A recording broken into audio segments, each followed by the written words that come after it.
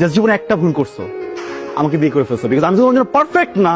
Fine, আমি এরকম imperfect মানুষের সাথে থাকতে পারবো। I want divorce. আবার বলো। আমি ডিভোর্স চাই। আলহামদুলিল্লাহ, আল্লাহর ওয়াস্তে আমাকে মাফ করে কিন্তু বের হয়ে যা।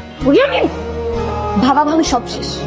সুজন স্যার, কম্প্রোমাইজ করে এত গরিব মানুষের সাথে থাকা যায়, কিন্তু এইরকম একটা নোংরা মেন্টালিটির মানুষের সাথে কম্প্রোমাইজ করে আমি থাকতে পারবো না। স্যার, সিম্পল একটা কথা বুঝাই বলি, হ্যাঁ ভালোবাসার বিয়ে ছিল, কিন্তু আমাদের লাভ ম্যারেজ থেকে লাভটা অনেক আগে উড়ে চলে গেছে। এখন শুধু ম্যারেজটা আছে, তো এটাকে আপনি উড়াই দেন প্লিজ। লাভ থাকবেও না। আমি কোথায়? হসপিটালে। কিচ্ছু হয়নি আপনার, কংগ্রাচুলেশন, আপনি মা হতে চলছেন। কার মা? কে মা? আরে কার মাকে এই উল্টা অর্ডার প্রশ্ন করতেছো তুমি বোকা? তুমি মা, তোমার পেটের ভিতরে আমার বাবু দৌড়াচ্ছে, আমি বাবু হতে চলেছি।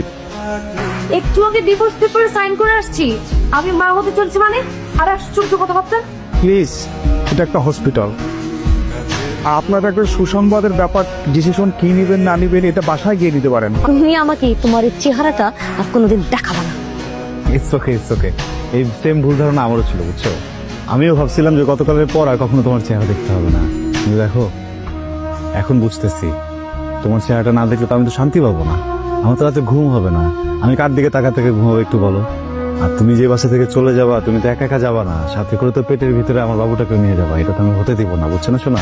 তুমি তোমার এই মুখ দিয়ে বলছিলে না আমাকে ডিভোর্স দিবা, এখন যদি তুমি তোমার মুখ দিয়ে আমাকে বলো যে তুমি একদম বদলায় যাবা, ভালো মানুষ হয়ে যাবা, তুমি তোমার এই জিব্বা দিয়ে পুরো বাসা যেটা ক্লিন করবা, তারপরেও আমি তোমার সাথে সংসার করতেছি না। দেখুন, আপনি তো ম্যারিড, আমরা চাইলেই আপনার অ্যাব্রেশনটা করতেই পারি, কিন্তু এখানে আইনি কিছু জটিলতা আছে। ইভেন আপনার অভিভাবক আর আপনার হাজবেন্ডকেও প্রয়োজন আছে, তার পারমিশন ছাড়া আমরা আপনার অ্যাব্রেশনটা করতে পারবো না। আপনি সিয়াম সাহেবের ওয়াইফ বলছেন? এখন সে আমার হাজবেন্ড না। তারপর বলুন, ফোন করেছেন কেন? জি, উনি একটা অভিযোগ জানাইছে আপনি নাকি ওনার বাচ্চা অ্যাবর্শন করতে যাচ্ছেন। মানে আপনি বললেই হবে নাকি? দেখুন ম্যাম, এটা আমার কথা না, এটা কোর্টের কথা। উনি কোর্টে অভিযোগ জানাইছে, কোর্ট পরবর্তী সিদ্ধান্ত না জানানো পর্যন্ত আপনি এই বাচ্চা অ্যাবর্শন করতে পারবেন না। আপনার কাছে কি সেই অভিযোগের কোনো কপি আছে? জি আছে, আমি আপনাকে হোয়াটসঅ্যাপ করে দিচ্ছি, আপনি একটু দেখুন। ঠিক আছে, পাঠান। আমি খাবো না। জান, তোমাকে তো একটু খেতেই হবে জান, বলছি না খাবো না। পরে কিন্তু আমাকে দোষ দিতে পারবা না। পুরো খাবারটা খান, আর না হয় আমাদের সাথে থানার জন্য। আশ্চর্য, আমার খেতে ইচ্ছে করছে না, আমি জোর করে খাবো। এই ধরনের প্রশ্ন করে লাভ আছে? আমার তো এখানে কিছু করার নেই। হ্যাঁ, আইনের সামনে আমার হাত পা সবই তো বাধা।